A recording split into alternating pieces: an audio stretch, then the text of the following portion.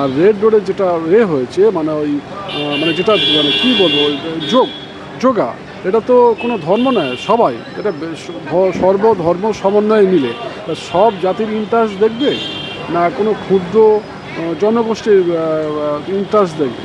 তো দিলীপ ঘোষ সেই প্রসঙ্গে বলেছে।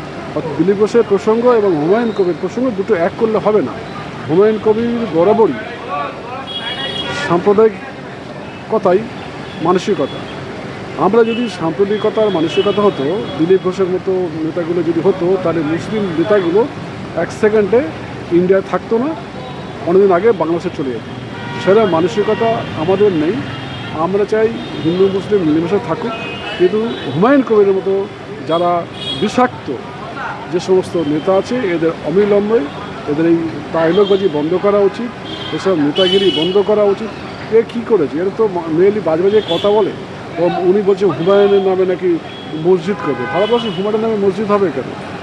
বাবার নামে মসজিদ হয়। বাবার তো ছিল হানাদার, আমরা যাকে ঘৃণা করি বিদেশি, তা বিদেশি হানাদারদের আমরা যাকে ঘৃণা করি তার নামে ভারতবর্ষেই হবে বাবরি মসজিদ।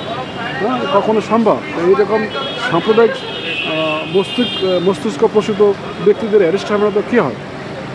আমরা এটা সাপোর্ট করি না এবং খুব তীব্র নিন্দা জানাই। এবং আমি মনে করি ওনাকে আইনের আওতায় এনে বিচার করা। বলছি সুবলদা, আমার আজকে যেটা প্রথম প্রশ্ন সেটা হচ্ছে যে আজকে একটা আইন পাস হতে চলেছে বিধানসভাতে, এবং সেটা শুভেন্দু অধিকারী রীতিমতো জোর গলায় বলেছেন যে যাদের নামে এফআইআর আছে, যারা দুষ্কৃতী, যারা গুন্ডামোপনা করে, যারা তোলাবাজি করে, তাদের নামে যদি এফআইআর থাকে তাদের সম্পত্তিও আমরা অ্যাটাচ করব। তো আজকে এই বিলটা পাস হওয়ার কথা, লাস্ট পর্যন্ত জানি না পাস হয়েছে কি হয়নি। এটা সম্পর্কে আপনার মানে কি বক্তব্য, মানে আপনি কি বলবেন? এরকম যদি আইন হয় আমি সাধুবাদ জানাই, কারণ দুর্নীতি একেবারে নিচু স্তর থেকে নির্মূল হোক। যে দুর্নীতি করবে, যে তোলাবাজি করবে, সে তো পানিশমেন্ট হবে, তার সম্পত্তি অ্যাটাচমেন্ট হবে, ক্রোক হবে, নিলাম করবে। খুব ভালো খবর। কারণ আমরা চাই দুর্নীতিমুক্ত সরকার, তোলাবাজি মুক্ত সরকার, সন্ত্রাস মুক্ত সরকার, যাতে জনগণ কোনো ভয় না পায়, নির্ভয়ে চলতে পারে।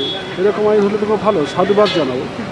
এরকম তো আইন করার কথাই বিজেপি সরকার, এবং তাই করছে যে একদম সন্ত্রাস নির্মূল হয়ে যায়, সম্পত্তি ক্রোক হয়ে যায়। শুধু তাই না, এমন করে দিই উত্তরপ্রদেশের মতো যে তাদের যারা জেনারেশন আছে, পরবর্তীকালে জেনারেশনের চাকরি না পায়, এমন পানিশমেন্ট দিতে হবে যাতে দুর্নীতি করার আগে, কাউকে খুন করা, মার্ডার করার আগে যেন মনে রাখতে হয় যে আমি যদি এটা করি, আমি তো জেল বা ফাঁসি দুটোর মধ্যে কোনো একটা হতে পারে, আমার সম্পদ নিলাম হতে পারে, আমার পরবর্তী প্রজন্ম চাকরি পাবে না।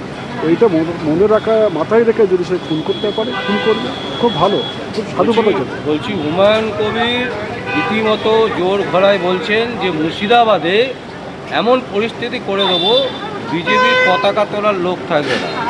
হুমায়ুন কবির অনেকদিন ধরে বকছেন একটা সাম্প্রদায়িকতার বিষ, নরকের কীট। ওকে তো অনেকদিন আগেই জেলে পড়ার কথা, মমতা ব্যানার্জি ওকে তুলে রেখেছিল। এবার নিশ্চয়ই নতুন সরকার এসছেন, মাননীয় মুখ্যমন্ত্রী শুভেন্দু অধিকারী মনে হয় শুনেছেন, ওকে এক সেকেন্ডে জেলের বাইরে রাখা উচিত নয়, জেল কাস্টডিতে নেওয়া দরকার। আমার মনে আছে উত্তরপ্রদেশে আজম খান বাজে বাজে কথা বলতো, জেলে তো নিয়েছে, তার সমস্ত সম্পত্তি ক্রোক করেছে, বাড়িঘর ভেঙে দিয়েছে। ঠিক হুমায়ুন কবিরের তাই করা উচিত। এমন ক্যাপিটাল পানিশমেন্ট দেওয়া উচিত, এমন শাস্তি দেওয়া উচিত যাতে এরকমভাবে হিন্দু মুসলমানের যে সাম্প্রদায়িক যে সৃষ্টি তৈরি করছে, এটা যাতে না হয় দেখা দরকার।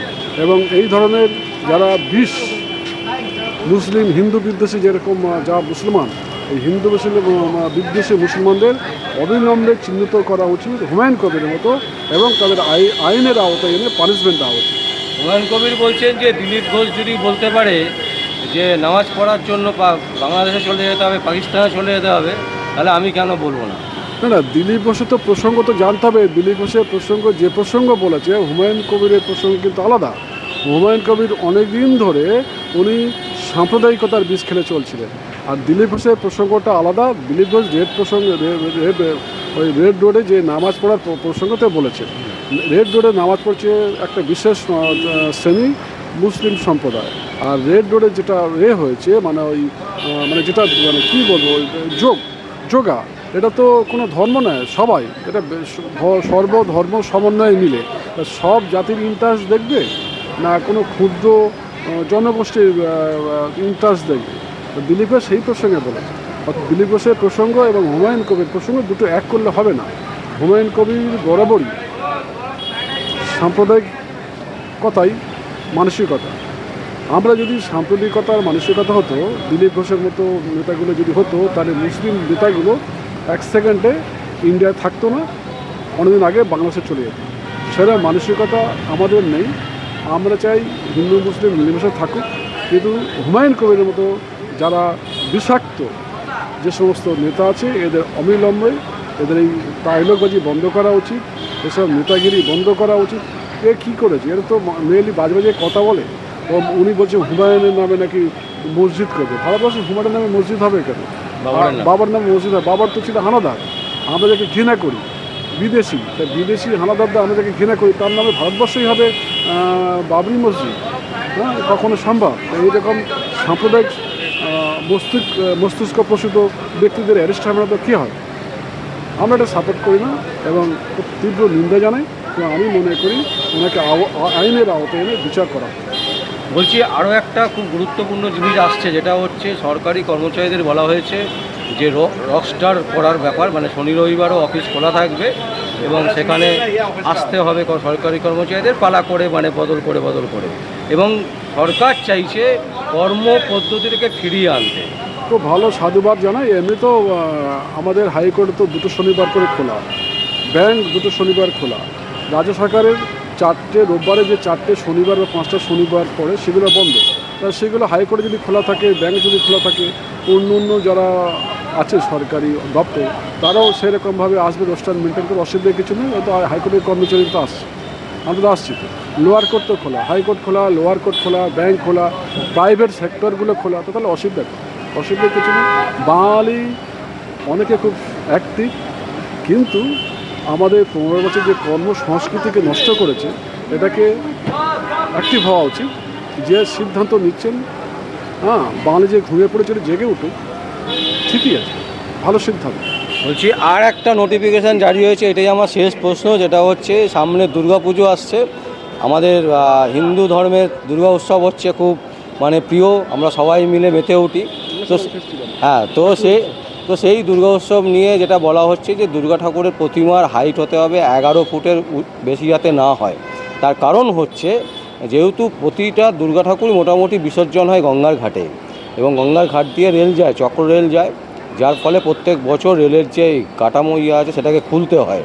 পুলিশ বলেছে যে এই জিনিস আর করা যাবে না, এবং রাজ্য সরকারও একটা নোটিফিকেশান জারি করেছে। মানে আপনার কি মত? মানে এতে তো অনেক পুজো ছোট হয়ে যাবে, মানে সজল ঘোষ থেকে শুরু করে আরও যারা আছেন।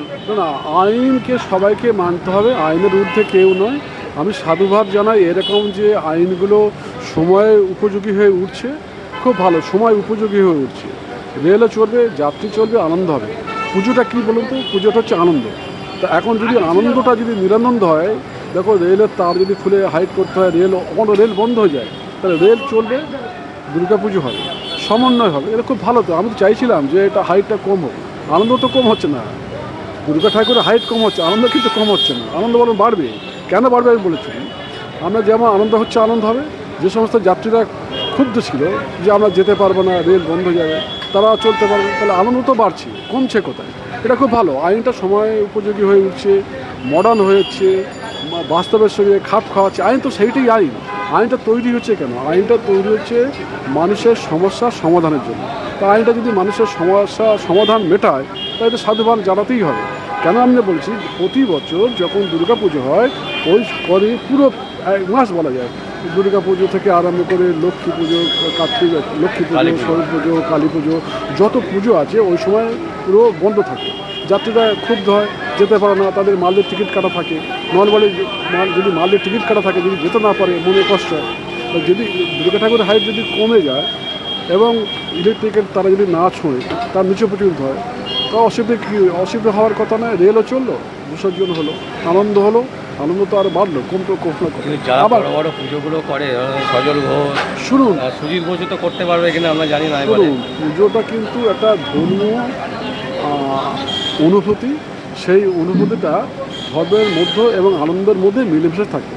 পুজোকে না হওয়াই ভালো। আমার ঠাকুরটা বড়, ওর ঠাকুরটা আরও বড় করতে হবে, ও ডিজে বাজিয়েছে, আমারটা আরও জোরে ডিজে বাজিয়েছে, এই অশুভ কম্পিটিশনে না গিয়ে আমাদের ধর্মের ভিতরে একটা আছে বিশেষ আধ্যাত্মিকতা।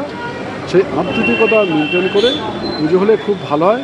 যে আধ্যাত্মিকতার ভিতরে আমাদের চেতনা জাগ্রত, শুভ বুদ্ধি জাগরণ হয়, অশুভ শক্তির বিনাশ হয়, সেটাই ভালো। শুধু হাইটটা বড় করে কোনো লাভ হবে না। হাইটটা বড় না করে মনের প্রসারতা বড় করা ভালো, মনের প্রসারতা হাইট করা ভালো, যাতে আমাদের বিবেক বুদ্ধি জাগ্রত হয়। মা কাছে আমি প্রার্থনা করি যেন এরকম আমাদের যে সমস্ত জনগণ পাগল হয়ে গেছে, অশুভ শক্তিতে মেতে উঠেছে, তাদের যেন শুভ শক্তির উদয় হয়।